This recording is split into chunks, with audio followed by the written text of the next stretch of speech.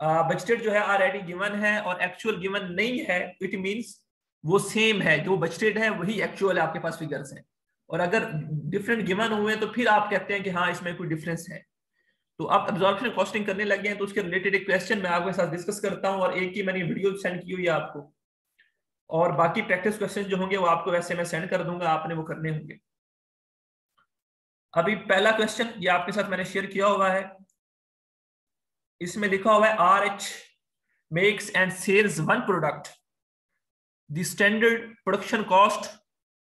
Standard production cost से मुराद ये होता है बजटेड कॉस्ट, जो स्टैंडर्ड चल रहा है कि नॉर्मली ये कॉस्ट ऐसे ऐसे इनकर्ड होती हैं, of which is as follow for one unit, कि एक यूनिट को बनाने पे जो कॉस्ट आती है स्टैंडर्ड कॉस्ट जो है वो कहता है ये गिवन है। कौन कौन सी है? वो कहता है डायरेक्ट लेबर है, 3 आवर्स लगते हैं एक यूनिट को बनाने में, 6 रुपीज जो है ना, $6 जो है वो पर आवर उसका रेट है, तो 3 घंटे लगते हैं। ठीक है, 1 घंटे का लेबर का जो रेट है वो कितना है? $6 है। ठीक है, तो एक यूनिट बनाने पे डायरेक्ट लेबर की कॉस्ट कितनी होगी? 18 रुपए। कितनी होगी? 18 रुपए। 6 पर आवर है और 3 आवर्स लगते हैं, 3 आवर्स लगते हैं, तो 18 रुपए हम कहेंगे कि डायरेक्ट लेबर की कॉस्ट एक यूनिट को बनाने पे कितनी आ रही है? 18। ये स्टैंडर्ड कॉस्ट है। उसके बाद मेरे पास है डायरेक्ट मटेरियल। तो डायरेक्ट मटेरियल कितना लगता है? वो कहता है 4 kg जो है ना डायरेक्ट मटेरियल लगता है एक यूनिट को बनाने पे, और 7 रुपए जो है 1 kg की जो रेट है वो 7 रुपए है। तो 7 को 4 के साथ मल्टीप्लाई किया तो ये 28 हमारे पास $28 जो है वो क्या आ गया है? हमारे पास डायरेक्ट मटेरियल आ गया। डायरेक्ट मटेरियल आ गया। प्रोडक्शन ओवरहेड की बात करते हैं। तो प्रोडक्शन ओवरहेड में मतलब कि आपके पास फैक्ट्री ओवरहेड कह सकते हैं, आप प्रोडक्शन ओवरहेड कह सकते हैं। इसमें 2 ओवरहेड्स हैं, एक मेरे पास वेरिएबल ओवरहेड है और एक मेरे पास फिक्स्ड ओवरहेड है। तो जो वेरिएबल ओवरहेड है वो कितना है मेरे पास? 3 पर यूनिट कितना आ रहा है? $3 जो है ना पर जो है ना यूनिट मेरा जो है ना वेरिएबल एफएच आ जाता है। और फिक्स्ड एफएच जो है मेरे पास जो स्टैंडर्ड है वो कितना आता है? 20 रुपए पर यूनिट। पर यूनिट जो है 20 रुपए खर्चा मेरा होता है फिक्स्ड एफएच का। ये सारी स्टैंडर्ड प्रोडक्शन कॉस्ट है, ये स्टैंडर्ड प्रोडक्शन कॉस्ट है। इसे आप बजटेड फिगर्स भी कह सकते हैं। अच्छा, फिर कुछ कॉस्ट कहता है, वो कॉस्ट है जो कि सेलिंग के हवाले से हैं। ठीक है, जो कि सेलिंग के हवाले से हैं, डिस्ट्रीब्यूशन के हवाले से हैं और एडमिनिस्ट्रेशन के हवाले से हैं। उनमें से वेरिएबल कॉस्ट जो है वो 20% ऑफ सेल्स वैल्यू है, और फिक्स्ड कॉस्ट जो है वो 1,80,000 रुपए पर एनम है। और वो कहते हैं there are no units in finish goods. Finish goods में कोई भी यूनिट नहीं था। कब नहीं था? कब? 1 अक्टूबर 2002 को जो है या 2012 को जो है कोई यूनिट हमारे पास जो है वो फिनिश गुड्स में नहीं था। 0 इन्वेंट्री थी हमारे पास। ओपनिंग इन्वेंट्री कितनी थी हमारे पास? 0। 1 अक्टूबर 2012 को हमारे पास जो इन्वेंट्री का लेवल था वो कितना था? 0। उसके बाद वो कहता है फिक्स्ड एफएच जो है ना हमारे पास, जो फिक्स्ड एफएच होंगे वो आपने स्प्रेड करने हैं evenly through out the year. मतलब कि evenly through out the year से क्या मुराद है कि पूरे साल आपने इक्वली उसे डिस्ट्रीब्यूट करना है। और वो कहता है सेलिंग प्राइस पर यूनिट जो है वो कितनी है? 140 है। ठीक है, डॉलर्स। और वो कहता है फॉर द 2 6 मंथली पीरियड्स। ठीक है, डिटेल बिलो 2 6 मंथ जो है उनके पीरियड्स के अकॉर्डिंग जो है ना उनकी डिटेल वो कहता है गिवन है। The number of units to be produced and sold are budgeted as. जो नंबर ऑफ यूनिट्स जो कि प्रोड्यूस हुए होंगे और जो सेल होंगे उनका जो है ना वो बजटेड फिगर्स ये हैं। प्रोडक्शन उसने बता दिया आपको 6 मंथ एंड 31 मार्च 2013। और अगला जो है वो भी 6 मंथ का है और वो कब है? 13 सितंबर 2013। तो हो ऐसा रहा है कि आपका जो अकाउंटिंग पीरियड है वो एक शुरू होता है 1 अक्टूबर 2012 से और वो एंड होता है 31 मार्च 2013 पे। तो ये 6 महीने का एक पीरियड बनता है। कब? 1 अक्टूबर 2012 से स्टार्ट होता है इस डेट से, एंड कब होता है? 31 मार्च 2013 पे।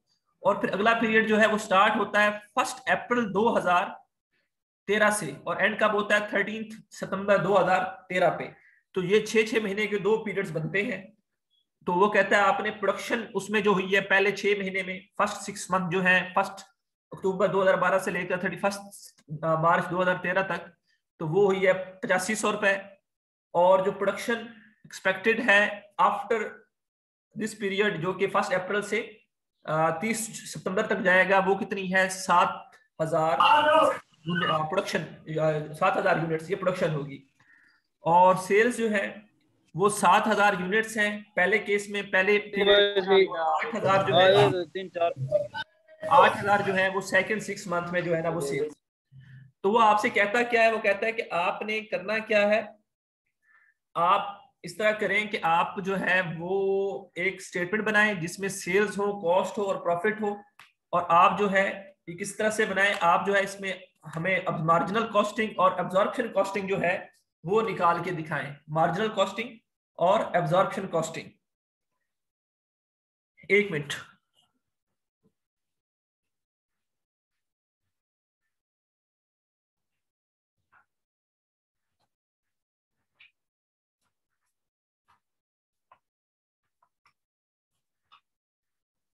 तो बेटा हमने जो है पहले पढ़ा हुआ है फॉर्मेट भी, और हर चीज का हमें पहले इल्म है, हम पहले पढ़ चुके हैं कि हम किस तरह से इसको कैलकुलेट कर सकते हैं, मार्जिनल कॉस्टिंग को और एब्जॉर्प्शन कॉस्टिंग को।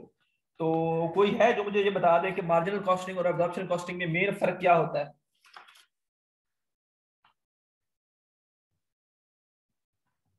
इन दोनों कॉस्ट में बेटा मेन फर्क क्या होता है? अगर कोई बंदा लास्ट लेक्चर में था या जिसने वीडियोस देखी हैं।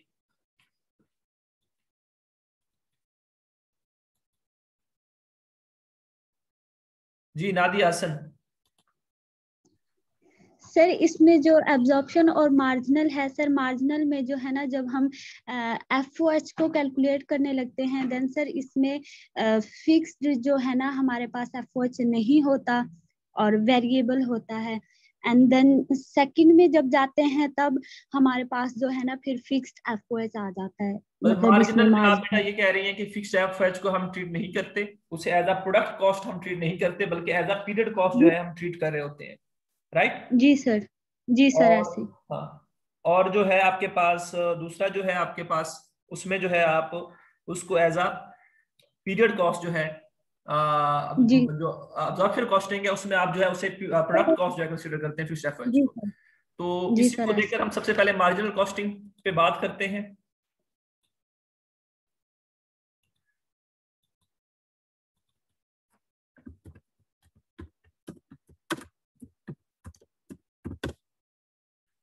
मार्जिनल कॉस्टिंग के ऊपर बात करते हैं।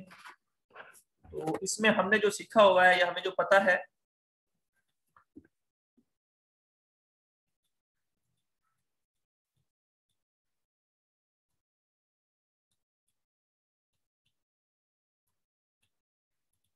हमारे पास ओपनिंग स्टॉक सबसे सबसे पहले सेल्स होती हैं।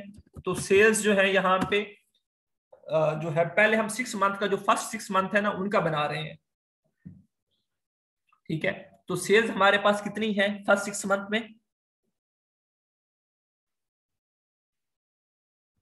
सेल्स जो है हमारे पास फर्स्ट 6 मंथ में 7,000 यूनिट्स हैं। कितने हैं बेटा? 7,000 यूनिट्स, ठीक है? 7,000 यूनिट्स हैं और एक यूनिट कितने का है? 140 रुपए का। एक यूनिट कितने का है बेटा?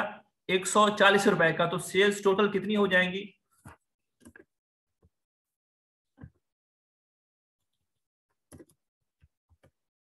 7,000, इसको मैं मल्टीप्लाई करता हूं किसके साथ? 140 के साथ। ये मेरे पास सेल्स की फिगर्स आ जाएंगी, वो मैं लिख लेता हूं। 7,000 मल्टीप्लाई बाय 140, ये मेरे पास क्या आ जाएगी? सेल्स आ जाएगी।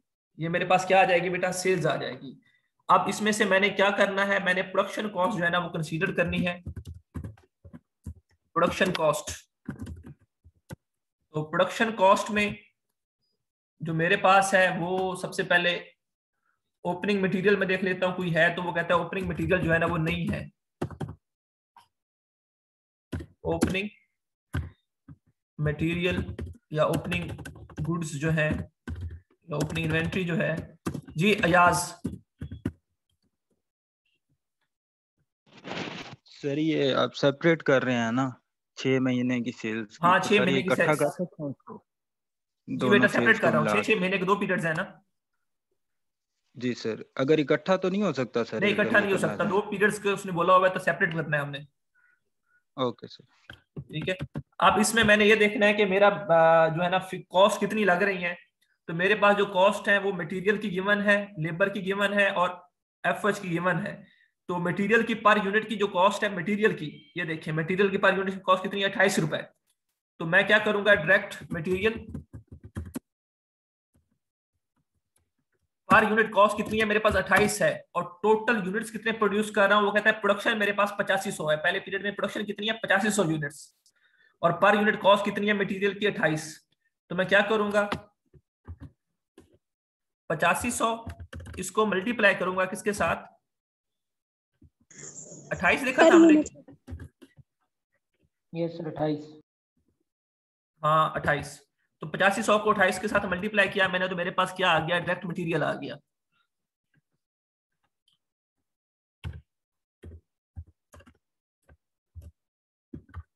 ये मेरे पास डायरेक्ट मटेरियल की कॉस्ट आ गई। अब डायरेक्ट लेबर की कॉस्ट पे बात करते हैं। ये साथ साथ क्वेश्चन पूछते जाइएगा, कोई मसला हो तो साथ साथ पूछिएगा, बाद में नहीं। डायरेक्ट लेबर की जो कॉस्ट है तो वो मेरे पास गिवन है क्वेश्चन में 8500 यूनिट्स हैं, और पर यूनिट जो कॉस्ट गिवन है मेरे पास वो कितनी है 18 रुपए। डायरेक्ट लेबर की पर यूनिट कॉस्ट कितनी है 18 रुपए।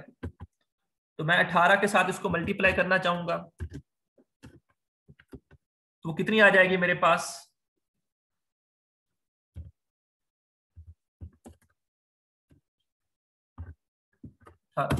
तो ये 1,53,000 जो है डायरेक्ट लेबर की कॉस्ट जो है बेटा वो आ जाएगी मेरे पास। उसके बाद एफओएच की बात करते हैं। तो ये मार्जिनल कॉस्टिंग है, तो इसमें सिर्फ वेरिएबल एफओएच आना है, इसमें जस्ट वेरिएबल एफओएच आना है। तो वेरिएबल एफओएच का जो रेट है वो कितना है पर यूनिट, 3 रुपए। वेरिएबल एफओएच का कितना है 3 रुपए। तो मैं इस हिसाब से जो है इसको कंसीडर कर लेता हूं, 3 मल्टीप्लाई बाय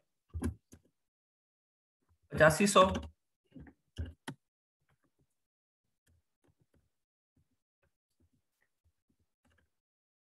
तो ये मेरे पास क्या आ गया, वेरिएबल एफओएच आ गया। ये मेरे पास क्या आ गया, वेरिएबल एफओएच जो है ना वो आ गया। तो अब मैंने क्या करना है बेटा, अब मेरे पास ये टोटल जो प्रोडक्शन कॉस्ट है ना वो जो है मेरे पास आ गई है। तो अब मैं क्या करता हूं, इसका टोटल कर लेता हूं। अब मैं इसका टोटल कर लेता हूं, तो टोटल कितना आता है मेरे पास,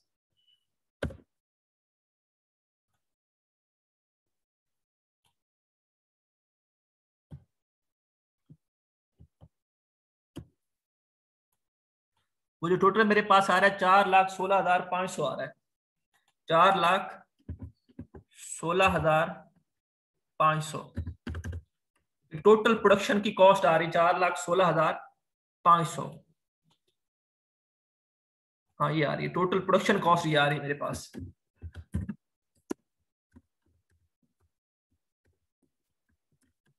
ठीक है।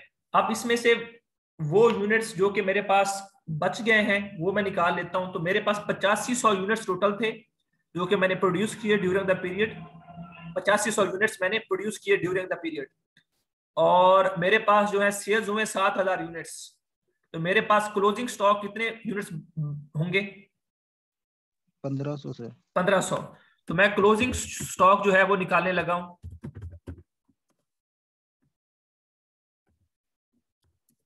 ठीक है, तो वो मैं निकालूंगा कैसे, 1500 इसको मल्टीप्लाई करना है मैंने पर यूनिट रेट के साथ। तो मार्जिनल कॉस्टिंग में पर यूनिट रेट कितना आ रहा है, 28 रुपए प्लस 18 रुपए प्लस 3 रुपए। 28 रुपए डायरेक्ट मटीरियल का आ रहा है, 18 रुपए डायरेक्ट लेबर लग रही है, और 3 रुपए मेरे पास क्या लग रहा है, मेरे पास जो है ना वेरिएबल एफओएच लग रहा है। तो 28 प्लस 18 प्लस 3 तो कितना हो जाएगा ये, 49। तो 49 मेरे पास बेटा क्या है, मेरे पास जो है वेरिएबल कॉस्ट है, टोटल प्रोडक्शन कॉस्ट है अंडर मार्जिनल कॉस्टिंग। ठीक है, तो मैंने इसको जो है इसके साथ मल्टीप्लाई करना है, 1500 मल्टीप्लाई बाय 49, 49। तो मेरे पास क्या आ जाएगा, मेरे पास जो है वो क्लोजिंग स्टॉक आ जाएगा। मेरे पास क्लोजिंग स्टॉक जो है ना वो आ जाएगा। तो मैंने अब क्या निकालना है, कॉस्ट ऑफ सेल निकालनी है या सीडीएस निकालना है, जो भी है। ठीक है, तो मैं क्या करूंगा, इसमें से इसको लेस कर दूंगा। तो मैंने इसमें से इसको लेस कर दिया, तो मेरे पास ये CGS आ गया, या कॉस्ट ऑफ सेल भी आप कह सकते हैं, कॉस्ट ऑफ गुड्स सोल्ड भी कह सकते हैं, तो ये आ गई मेरे पास। और तो मैंने क्या सीखा था कि सेल्स में से जब मैं CGS लेस करूंगा तो मेरे पास ग्रॉस प्रॉफिट आ जाएगा। लेकिन इसमें मैं क्या कहता हूँ, इसमें मेरे पास क्या होगा मार्जिनल कॉस्टिंग में,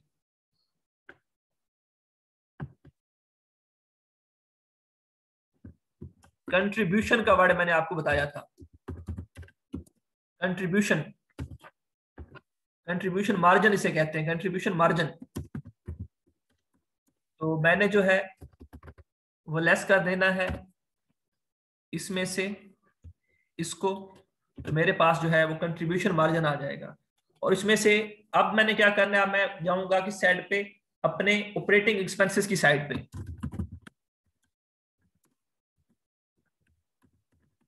अब ऑपरेटिंग एक्सपेंस में भी जो वेरिएबल कॉस्ट होंगी उसको पहले मैं लेस कर दूंगा। वेरिएबल कॉस्ट जो होगी उसको पहले लेस कर दूंगा। तो वेरिएबल कॉस्ट कितनी है इसमें, क्वेश्चन में वो कहता है कि जो cost related to selling and distribution and administration expenses हैं उसमें वेरिएबल कॉस्ट कहता है वो 20% ऑफ सेल्स वैल्यू, जो सेल्स वैल्यू है उसका 20% है, जो सेल्स वैल्यू है उसका 20% है। तो मैं निकाल लेता हूं, ठीक है। तो ये मेरे पास वेरिएबल कॉस्ट हो जाएगी, वेरिएबल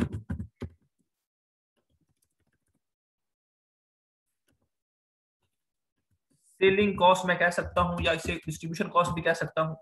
तो वो कितनी है, 20% ऑफ सेल्स, ठीक है। तो सेल्स मेरे पास कितनी है, 9,80,000, इसका 20% ले लूंगा मैं, इसका 20% ले लूंगा तो मेरे पास क्या वेरिएबल कॉस्ट आ जाएगी, ठीक है। तो जब मैं वेरिएबल कॉस्ट कंट्रीब्यूशन मार्जिन में से ये वेरिएबल कॉस्ट लेस कर दूंगा तो ये मेरे पास कंट्रीब्यूशन बचेगा। क्या बचेगा, कंट्रीब्यूशन। तो ये मैं अब लेस करने लगा हूं इस कॉस्ट को अपने कंट्रीब्यूशन मार्जिन में से। सर ये वेरिएबल कॉस्ट दोबारा निकालना कैसे निकालें? ये वेरिएबल कॉस्ट आपके पास यहाँ पे गिवन है क्वेश्चन में, लेकिन ये वेरिएबल कॉस्ट जो है वो किसके रिलेटेड है, selling distribution and admin expenses के रिलेटेड है, मतलब कि ये ऑपरेटिंग कॉस्ट के रिलेटेड है। तो वो कहता है 20% ऑफ सेल्स है, जो सेल्स की वैल्यू होगा उसका 20% होगा।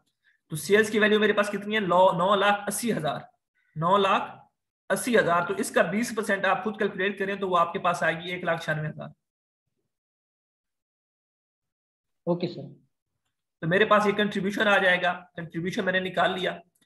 अब मैंने जो है इसमें से ऑपरेटिंग एक्सपेंस जो फिक्स्ड कॉस्ट के हैं ना, फिक्स्ड ऑपरेटिंग एक्सपेंस हैं, फिक्स्ड सेलिंग एक्सपेंस या डिस्ट्रीब्यूशन एक्सपेंस जो है वो लेस करने हैं, ठीक है। वो मेरे पास कितने हैं, वो कहता है क्वेश्चन में कि वो मेरे पास जो है वो है 1,80,000 पर एनम। तो मुझे जो है 1,80,000 पर एनम है, तो मुझे कितने पीरियड के चाहिए, मुझे जो है एक पीरियड के चाहिए, ये पूरे पर एनम है, मुझे 6 मंथ के चाहिए। तो 1,80,000 को 2 पे डिवाइड कर दूंगा तो मेरे पास कितने आ जाएंगे, पर एनम आ जाएंगे, और सॉरी पर सेमी एनुअली आ जाएंगे। तो वो कितना आता है, 90,000। समझ आई इस बात की? यस दोबारा रिपीट करें। 1,80,000 रुपए थे पर एनम पूरे साल के, लेकिन मैं जो ये स्टेटमेंट बना रहा हूँ ये 6 मंथली बना रहा हूँ, सेमी एनुअली, 6 महीने की। तो उस हिसाब से मैंने 6 महीने के ले लिए हैं, इसको 2 पे डिवाइड करके।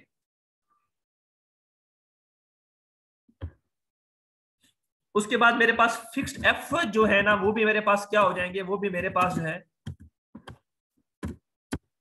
फिक्स्ड एफ जो है मेरे पास, वो भी जो है मेरे पास क्या हो जाएंगे, as a period cost consider करूंगा, as a operating cost consider करूंगा।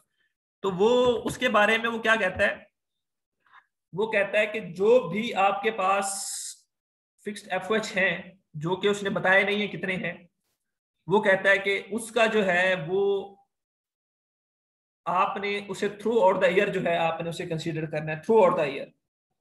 तो थ्रू आउट द ईयर आप उसे कंसीडर कैसे करेंगे, आपके पास टोटल जो यूनिट्स हैं, टोटल यूनिट्स वो कितने हैं, 8501 है और 7001 है। तो 8500 को जब 7000 के साथ जो है ना वो ऐड करते हैं, 8500 और 7000 को, तो कितना आता है,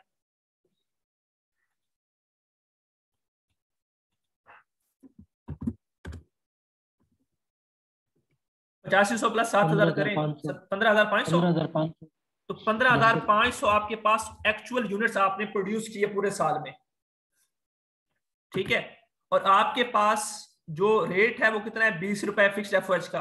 अब ये रेट कौन सा है? ये आपके पास बजटेड भी यही है, एक्चुअल भी यही है, और हमने जो है यहाँ पे मार्जिनल कॉस्टिंग में एक्चुअल एफओएच लिखने होते हैं। क्या लिखना होता है बेटा? Actual FOH. ठीक है, ये एक्चुअल फिगर होती है एफओएच की। किसमें? ये मैं बात कर रहा हूँ मार्जिनल कॉस्टिंग में। ठीक है, तो मैं क्या करूंगा, मेरे पास ये 20 रुपए है, ठीक है, 20 रुपए मेरे पास है, बजटेड है, और यही एक्चुअल भी यही है, क्योंकि उसने डिफरेंट जो है ना बताया नहीं थे। मैंने आपको ये बताया था ना शुरू में कि जो आपके पास बजटेड होंगे, अगर एक्चुअल गिवन नहीं है तो आपके पास एक्चुअल भी वही बन जाएंगे। तो इट मींस ये आपके पास एक्चुअल भी है और ये बजटेड भी है। तो हमने किसको उठाना है? एक्चुअल को उठाना है। तो एक्चुअल कितना है? 20 रुपए। और टोटल प्रोडक्शन कितनी है हमारे पास? 15,500। ठीक है, तो मैं क्या करूंगा, ये मेरे पास एक्चुअल प्रोडक्शन आ जाएगी, और मेरे पास नीचे जो है वो क्या आ जाएगा? रेट आ जाएगा। कौन सा? Actual FOH per unit rate. FOH rate per unit जो है, ठीक है, वो कितना है मेरे पास? 20 रुपए। तो मेरे पास टोटल जो है मल्टीप्लाई करने के बाद मेरे पास जो एफओएच आएंगे वो मेरे पास एक्चुअल एफओएच हो जाएंगे पूरे साल के। ये क्या है मेरे पास? एक्चुअल एफओएच है, एफओएच फॉर द ईयर, पूरे साल के ये है। पूरे साल के जो फिक्स्ड एफओएच है मेरे पास ये है। और मुझे कितने चाहिए? 6 मंथ के चाहिए। तो मैं क्या कर दूंगा, इसे जो है पीरियड वाइज कर दूंगा, 2 पे डिवाइड कर दूंगा।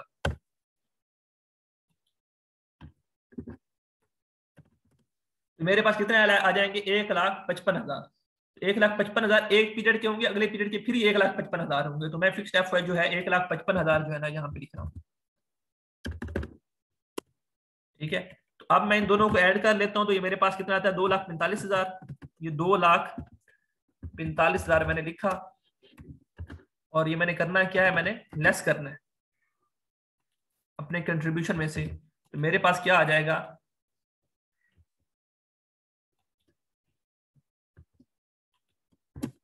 ये मेरे पास क्या आ जाएगा? मेरे पास नेट प्रॉफिट आ जाएगा।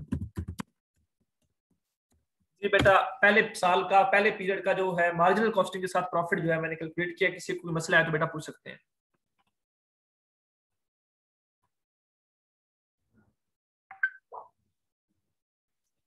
बेटा कुछ चीज पूछनी है इसमें तो पूछ सकते हैं अभी। सर ये कंट्रीब्यूशन जो आपने लिखे इसका क्या मतलब है सर? ये पहले तो आपने प्रॉफिट का नाम चेंज किया हमने, ग्रॉस प्रॉफिट का नाम हमने जो है वो कंट्रीब्यूशन रखा हुआ यहाँ पे। Margin sir, contribution margin. Contribution margin basically बेटा इसी का है एक हिस्सा है, लेकिन हमने थोड़ा सा इसको डिफरेंशिएट किया हुआ है। वो इस बेस पे डिफरेंशिएट किया है कि जब हमने इसमें से वेरिएबल कॉस्ट निकालनी है फैक्ट्री की, तो हम इसको इसको जो है कंट्रीब्यूशन मार्जिन का नाम दे देते हैं। और जब सारी वेरिएबल कॉस्ट जो है वो लेस हो जाएगी इसमें से, तो तब हम इसको कंट्रीब्यूशन का नाम दे देते हैं। Okay sir. जी सर इसका नादिया सर, फार्मूला आपने बताया था उसकी समझ नहीं आई थी सर। आपने फार्मूला बताया था कंट्रीब्यूशन मार्जिन का sir. Sales minus variable cost, all variable cost. Yes sir, all variable का। सर इसका ये नहीं हो सकता नेट सेल माइनस सीजीएस? तो ये भी नहीं, उसमें कंट्रीब्यूशन मार्जिन देखिए ना, आता ये है। वेरिएबल कॉस्ट जो है, ये जो कॉस्ट है हमने ये फिक्स्ड एफओएच इसमें शामिल नहीं किया। Yes sir. इसमें देखें ना, फिक्स्ड एफओएच शामिल नहीं है इसमें। डायरेक्ट मटेरियल भी आपके पास वेरिएबल है, डायरेक्ट लेबर भी आपके पास वेरिएबल है, और वेरिएबल एफओएच भी आपके पास वेरिएबल है। तो इसका जो फार्मूला है, जो कि लिटरेचर जिसको सपोर्ट करता है, वो कहता है आप सेल्स में से जब जितनी भी वेरिएबल कॉस्ट है वो लेस कर देंगे तो आपके पास कंट्रीब्यूशन मार्जिन आ जाएगा। अगर आप फैक्ट्री रिलेटेड वेरिएबल कॉस्ट जो लेस करते हैं, और अगर आप टोटल वेरिएबल कॉस्ट लेस करते हैं तो आपके पास कंट्रीब्यूशन आ जाएगा। ये सर कंट्रीब्यूशन का भी फार्मूला लिख लेते हैं फिर। लिख लें, आप दोनों लिख लें फार्मूले, कंट्रीब्यूशन मार्जिन का और कंट्रीब्यूशन का भी। Yes sir. जब कंट्रीब्यूशन मार्जिन में से ये ऑपरेटिंग जस्ट दोनों में तो फर्क इसका कोई ज्यादा फार्मूला नहीं यही है, होगा ना? बस एक उन्होंने एक जो है ना फैक्ट्री रिलेटेड जो कॉस्ट है ना, उसको सेपरेट करने के लिए एक वर्ड साथ लगा दिया, कंट्रीब्यूशन मार्जिन का और कंट्रीब्यूशन का। सर कंट्रीब्यूशन में से ऑपरेटिंग एक्सपेंस माइनस करेंगे तो? ऑपरेटिंग एक्सपेंस सारे नहीं, variable operating expense. Variable operating expense. Okay sir. जी नादिया हसन बेटा पूछिए क्वेश्चन। सर आपने उधर जो वीडियो मतलब बताया हुआ था कि ऐसे क्वेश्चन करेंगे सर, उसमें आपने prime cost, total factory cost और सीजीएम वगैरह सर इधर तो नहीं कैलकुलेट किया वो? तो बेटा कल आप लास्ट लेक्चर में आप थी तो मैंने आपको बोला था कि इसके दो तरह के फॉर्मेट्स हैं, तो हम एज पर क्वेश्चन जो है वो करेंगे। जिस क्वेश्चन में opening work in process, closing work in process, opening finish goods, closing finish goods हमारे पास डाटा होगा, तो उसमें हम जो है उस फॉर्मेट को फॉलो करेंगे जो पहले आपको बताया हुआ है। और अगर उसमें इस तरह का डाटा हमारे पास नहीं है तो फिर हम इस तरह सिंपली जो है वो कैलकुलेट कर सकते हैं। ओके सर, सही है, थैंक यू। जी अब हमारे पास ये एक पीरियड का हो गया है, अब हम सेकंड पीरियड की तरफ जा रहे हैं। अब मैं इस यहीं पे सेकंड पीरियड यहाँ पे यही फिगर्स उठाऊंगा, यही चीजें होंगी, इसके सामने लिखता जाऊंगा, बस कुछ चीजें चेंज हो जाएंगी, अमाउंट्स वो देखते हैं। तो मेरे पास सेकंड पीरियड में जो सेल्स हैं वो कितनी है, 8000 यूनिट्स। कितनी है बेटा, 8000 यूनिट्स हैं। तो मैं क्या करूंगा, यहां पे अब मेरे पहले 7000 लिखा था, अब ये कितना हो जाएगा, 8000 हो जाएगा। ठीक है, और इसकी मैं फिगर्स यहां पे लिख रहा हूं, यहां पे। ठीक है, तो 8000 को मल्टीप्लाई करूंगा किसके साथ, 140 के साथ, तो मेरे पास ये सेल्स की वैल्यू आ जाएगी, ये मेरे पास सेल्स की जो है बेटा वैल्यू आ जाएगी। उसके बाद प्रोडक्शन कॉस्ट की बारी है। ठीक है, तो प्रोडक्शन कॉस्ट में सबसे पहले ओपनिंग इन्वेंट्री है, तो यहां पे अब ओपनिंग इन्वेंट्री नहीं थी, लेकिन अब मेरे पास ओपनिंग इन्वेंट्री है। क्या ओपनिंग इन्वेंट्री है, जो लास्ट पीरियड की क्लोजिंग इन्वेंट्री है, इस पीरियड की ओपनिंग इन्वेंट्री है। तो ये पिछले पीरियड की क्लोजिंग इन्वेंट्री कितनी है, 73,500, तो इस पीरियड की क्या हो जाएगी, ओपनिंग इन्वेंट्री हो जाएगी। तो मैं यहाँ पे जो है वो ओपनिंग इन्वेंट्री जो है वो लिख दूंगा, ये ओपनिंग इन्वेंट्री आ गई मेरे पास। बाकी आगे मेरे पास डायरेक्ट मटेरियल, डायरेक्ट लेबर और एफएच की बात करते हैं। तो डायरेक्ट मटेरियल पहले मेरे पास कितना था, 28 रुपए पर यूनिट था। अब मैं प्रोड्यूस कितने यूनिट्स कर रहा हूं वो देख लेता हूं मैं। अब मैं जो है 7000 यूनिट्स जो है प्रोड्यूस कर रहा हूं। तो अब मैं क्या करूंगा, 7000 मल्टीप्लाई बाय 28, तो मेरे पास डायरेक्ट मटेरियल की फिगर आ जाएगी। फिर मैं करूंगा क्या, 7000 मल्टीप्लाई बाय 18, तो मेरे पास जो है वो डायरेक्ट लेबर की फिगर आ जाएगी। फिर मैं वेरिएबल एफर्ट की तरफ जाऊंगा, तो उसमें भी मैं क्या करूंगा, 7000 मल्टीप्लाई बाय 3, मेरे पास क्या आ जाएगी, वेरिएबल एफर्ट की फिगर आ जाएगी। और फिर मैं क्या करूंगा, इन सबको ऐड कर दूंगा। तो मैंने ऐड किया तो मेरे पास कितना आया, 4,16,500, 4,16,500। तो मैं जो है 4,16,500 यहां पे लिख दूंगा, 4,16,500। उसके बाद अब मैं क्लोजिंग स्टॉक कैलकुलेट करता हूं। तो क्लोजिंग स्टॉक जो है बेटा मेरे पास वो अब कितना है, अब मैंने 7,000 यूनिट्स प्रोड्यूस किए हैं। ठीक है, 1500 यूनिट्स मुझे पीछे से मिले थे लास्ट पीरियड से, 1500 वहां से और 7,000 अब मैंने प्रोड्यूस किए हैं। तो 7,000 और 1500 कितना हो गए टोटल, 8500 यूनिट्स टोटल हो गए। तो उनमें से 8,000 यूनिट्स जो है मेरे सेल आउट हो गए हैं। दोबारा समझिएगा, 7,000 यूनिट्स इस पीरियड में मैंने जो है प्रोड्यूस किए हैं, 1500 यूनिट्स मेरे पास ओपनिंग इन्वेंट्री थी, तो टोटल मेरे पास जो यूनिट्स थे वो कितने थे, 8500 यूनिट्स। उनमें से 8,000 यूनिट्स जो है वो सेल आउट हो गए हैं। तो क्लोजिंग इन्वेंट्री कितनी होगी, 500 यूनिट्स। क्लोजिंग इन्वेंट्री कितनी होगी, 500 यूनिट्स। तो मैं 500 यूनिट्स जो है उनको मल्टीप्लाई कर दूंगा किसके साथ, पर यूनिट रेट के साथ, जो कि 49 है। तो मेरे पास ये जो है क्लोजिंग इन्वेंट्री जो है वो आ जाएगी इस पीरियड की। ठीक है, उसके बाद सीजीएस कैलकुलेट कर लेता हूं। तो सीजीएस के लिए मुझे क्या करना पड़ता होता है, ये जो मेरे पास कॉस्ट होती है इसमें से मैं जो है वो क्लोजिंग स्टॉक लेस सर ये करता ऊपर वाला हूं। दोबारा समझाना सर। जी बेटा, 1500 कैसे सर ये 1500 कैसे सर, ये दोबारा समझाना। 1500 यूनिट आपने क्या पुराने हमारे पास पड़े हैं, वो कैसे आए हैं? बेटा ये 1500 यूनिट्स है ना आपके पास लास्ट पीरियड के। हाँ पिछले पीरियड के 1500 यूनिट्स है जो। हाँ, अब यहाँ पे बात करते हैं। तो ये 1500 यूनिट्स थे पिछले पीरियड के। वो क्वेश्चन ओपन करना सर। और 7,000 यूनिट्स आपने अब बनाए हैं इस पीरियड में। सर 8500 में से सर ये 75, 8500 हो गए, उनमें से 8,000 आपने सेल आउट कर दिए।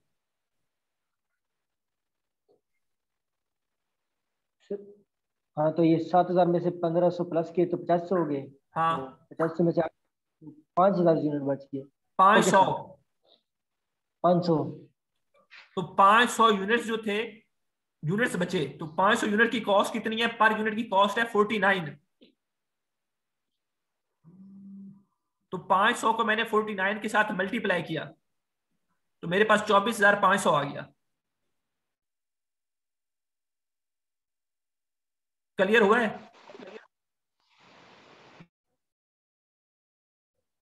बेटा हाँ ना बोलो, आगे मैंने मूव करना है, मीटिंग एंड होने वाली है। सर कॉल आ गई थी सर, दोबारा थोड़ा सा एक्सप्लेन करें सर दोबारा। 500 यूनिट्स बेटा आपके पास क्लोजिंग स्टॉक, इसकी समझ आ गई है? Yes sir. और 49 पर यूनिट कॉस्ट है। Yes sir. तो 500 को 49 के साथ मल्टीप्लाई करेंगे तो ये एंडिंग स्टॉक की फिगर आ जाएगी। Okay sir. तो मैंने क्या किया, टोटल प्रोडक्शन में से क्लोजिंग स्टॉक लेस किया तो मेरे पास सीजीएस आ गया। तो अब मैंने कंट्रीब्यूशन मार्जिन निकालना है, तो मुझे क्या करना पड़ेगा उसके लिए? ये मेरे पास सेल्स है, इसमें से जो है लेस कर दूंगा इसको, तो मेरे पास कंट्रीब्यूशन मार्जिन निकल आएगा। ठीक है, उसके बाद वेरिएबल कॉस्ट वो कहता है कितनी है? 20%। तो 20% मैं ले लेता हूँ। किसका 20% लेना है? सेल्स का। तो मैंने जो है वो सेल्स का जो है वो 20% ले लेना है। सेल्स का 20% मैंने लिया तो ये मेरे पास वेरिएबल कॉस्ट आ गई। अब मैंने निकालना है कंट्रीब्यूशन, तो मैं कैसे निकालूंगा? जो मेरे पास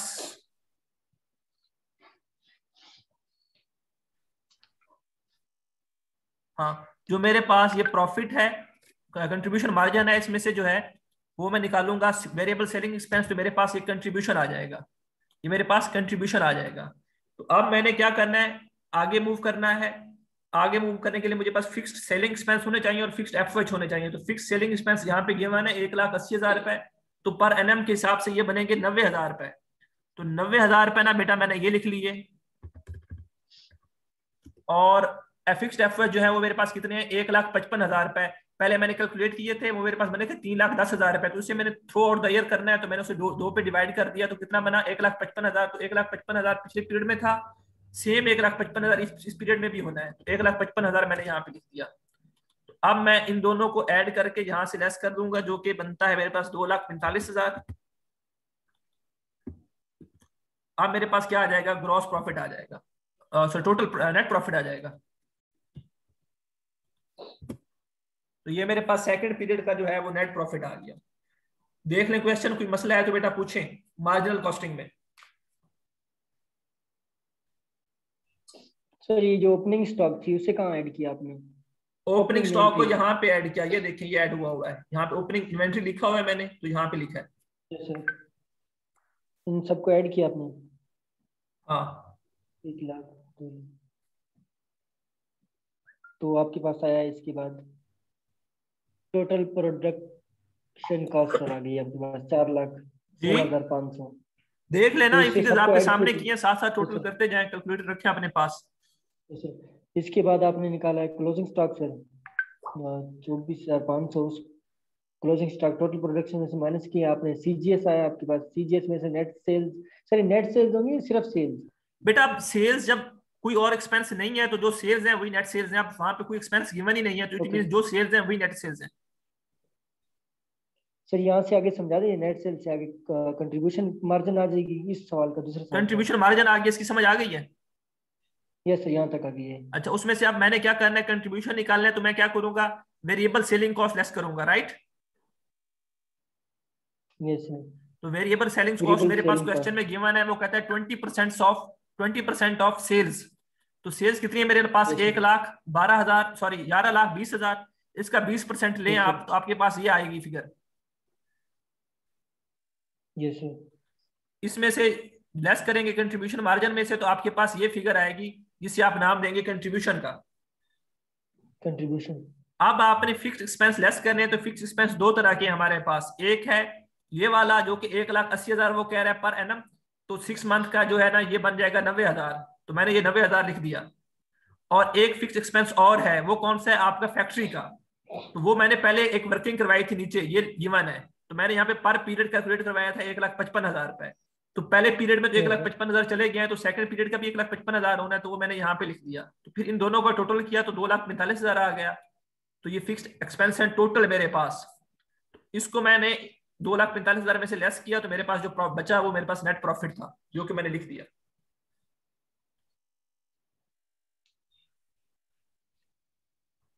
क्लियर हुआ है?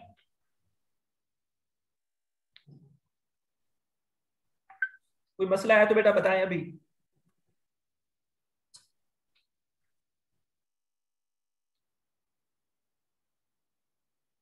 जल्दी से अगली मीटिंग ज्वाइन करें, अब क्वेश्चन स्टार्ट करते हैं।